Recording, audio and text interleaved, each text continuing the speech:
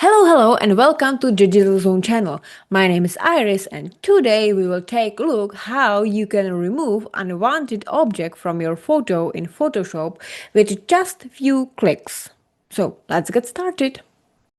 Photoshop has a simple feature that can handle this in just a few seconds. It's called Content Aware Fill. We will start by selecting the unwanted object in the photo that we want to remove. The best way to do this is with selection tool, like the lasso. You don't need to trace the exact edge of the object. It's fine to leave a bit of space around it, but just not too much. It's important to be careful if the object is casting a shadow. You will need to include a shadow in the selection too, because if we remove the object, there won't be anything left to cast it. So we want to change that part of the image as well. In our case, we will select the guy in the background. Once we will make the selection, go to the top menu bar, click on the Edit tab and find the option called Content Aware Fill. Photoshop will automatically select the area it will sample from to fill in the gap.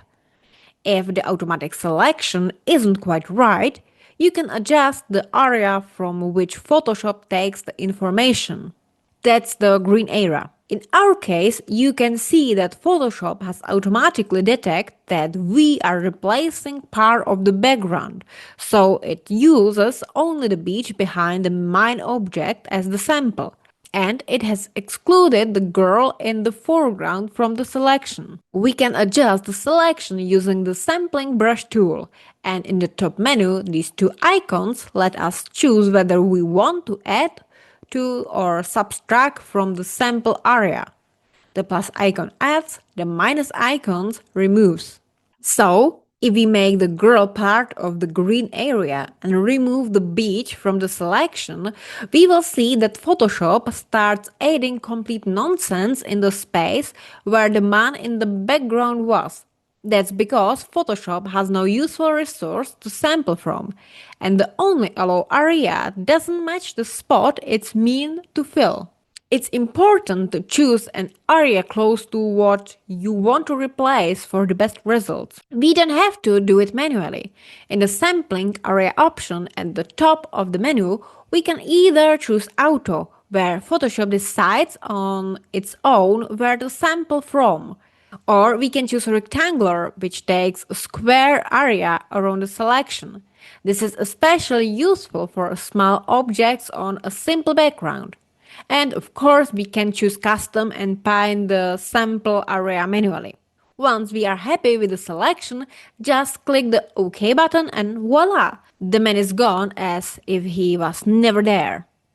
If your photo still doesn't look quite the way you imagined, we can quickly take a look at some additional settings in the Content Aware Fill tool.